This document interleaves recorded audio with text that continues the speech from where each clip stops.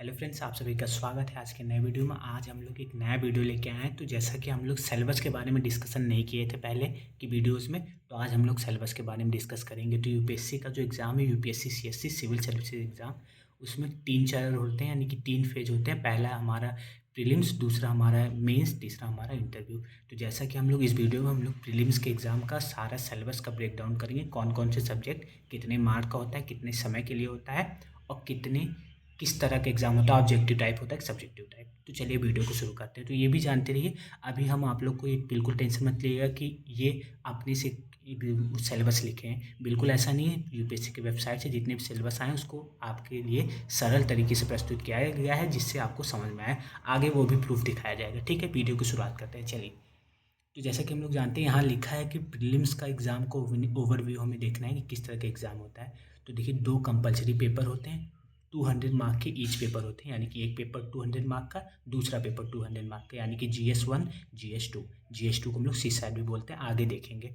Objective type question होते हैं, उसमें आते हैं दोनों पेपर में, और ड्यूरेशन दोनों पेपर का 200 मार्क होता है, 200 मार्क का होता है। और पेपर 2 जो होता है वो क्वालिफाइंग मार्क का होता है, 33%। यानी कि पेपर 2 को जो सी सैट का पेपर होता है उसको आप क्वालिफाई करेंगे, तभी आप पेपर 1 आपका चेक होगा। 33% उसमें नंबर आपको चाहिए, यानी कि 27 क्वेश्चन सही करेंगे, जो आगे हम लोग डिस्कस करेंगे, तब आप क्वालिफाई करेंगे सी सैट। दोनों लैंग्वेज में होता है, हिंदी इंग्लिश दोनों में पेपर हमारा आता है। चलिए आगे देखते हैं।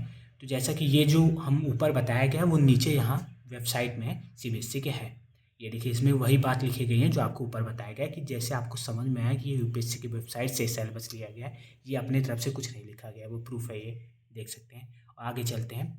अब हम लोग समझते हैं कि पेपर 1 में क्या होता है। 200 मार्क का होता है, 200 मार्क्स का जैसा कि बताया है। उसमें कौन कौन से आते हैं सब्जेक्ट, उसके बारे में हम लोग डिस्कस करते हैं। तो देखते हैं कि करेंट इवेंट जो होता है, करेंट इवेंट आता है, करंट इवेंट आता है किस चीज़ का, करंट इवेंट नेशनल इंटरनेशनल, जिसको हम लोग बोलते हैं वो current affairs, sorry current affairs बोलते हैं। वो 6 मंथ एग्जाम के 6 मंथ पहले से आप लोग देख सकते हैं। उसके बारे में हम लोग अलग से डिस्कशन करेंगे। इसमें केवल जानेंगे कौन कौन से सब्जेक्ट्स हम लोग को पढ़ना है। और दूसरा है history of India and Indian national movement, यानी कि हिस्ट्री 3 तरह के होते हैं, एंशियंट, मेडिवल एंड मॉडर्न। उसके बारे में हम लोग डिस्कस करेंगे। इसमें तीसरा जो है Indian and world geography, Indian and world geography को हम लोग डिस्कस करेंगे, यानी कि जियोग्राफी है मेन। फिर उसके बाद polity, Indian polity and governance जिसको कहते हैं। फिर उसके बाद इकोनॉमिक, सोशल डेवलपमेंट भी उसी में आता है। और फिर उसके बाद इन्वायरमेंट, इकोलॉजी और जनरल साइंस। ये हमारे 3 और 3 6 7 7 टॉपिक्स हैं, जो मेनली क्वेश्चन इसी से आते हैं। 200 मार्क के होते हैं, 100 क्वेश्चन इसमें होते हैं। ठीक है, आगे चलते हैं हम लोग।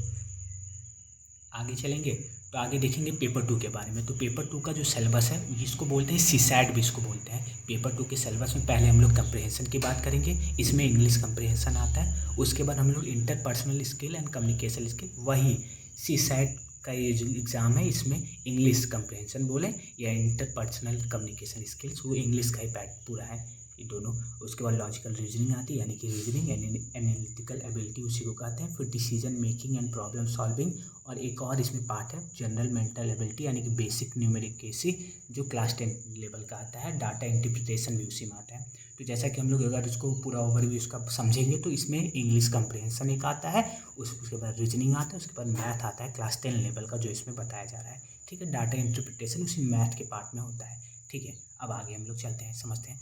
तो देखिए, ये वही ऊपर के सारे ओवरव्यू इसमें दिए गए हैं, ये वेबसाइट से लिया गया, जिससे आपको लगे कि सारे वेबसाइट से लिए गए। यहाँ हम लोग डिस्कशन कर रहे हैं, कुछ अपनी तरफ से सिलेबस नहीं है। ठीक है, तो ये जैसा कि देख सकते हैं, यहाँ लिखा है नोट कि paper 2 of civil service examination will be qualify paper with minimum mark of 33%। Minimum mark आपको चाहिए। Question will be multiple choice question. ठीक है, और ये मैंडेटरी है कि अपीयर करे दोनों पेपर, जो भी सिविल सर्विसेज एस्पायरेंट्स है। ठीक है, इंपॉर्टेंट नोट क्या है कि पेपर 2 जो है वो क्वालिफाइंग नेचर का, 33% मिनिमम मार्क चाहिए उसमें, 27 क्वेश्चन उसमें सही होने चाहिए। जैसा कि आप लोग जानते हैं कि पेपर 1 का ईच क्वेश्चन 2 मार्क्स का होता है, और पेपर 2 में ईच क्वेश्चन 2.5 मार्क का होता है। ठीक है, पेपर 1 में 100 क्वेश्चन होते हैं, पेपर 2 में 80 क्वेश्चन होते हैं। उसी से 200 मार्क हो जाता है। ठीक है, मल्टीपल चॉइस क्वेश्चन होते हैं, और मैंडेटरी होता है अपीयर बोथ पेपर में। डिस्क्वालिफिकेशन इफ सब्सेंट इन पेपर में अगर आप एब्सेंट है तो आप डिस्क्वालीफाई माने जाएंगे, ये तो नॉर्मल सी बात है। तो ये सारा ओवरव्यू हुआ हमारा प्रीलिम्स का। जिसमें हमारा GS1 का पेपर, GS2 का पेपर होता है। ठीक है, तो सारा ओवरव्यू, थोड़ी भी कन्फ्यूजन होगी कमेंट आप ज़रूर करिएगा, ज़रूर बताया जाएगा इधर से। वीडियो कैसा लगा ज़रूर बताइएगा। धन्यवाद।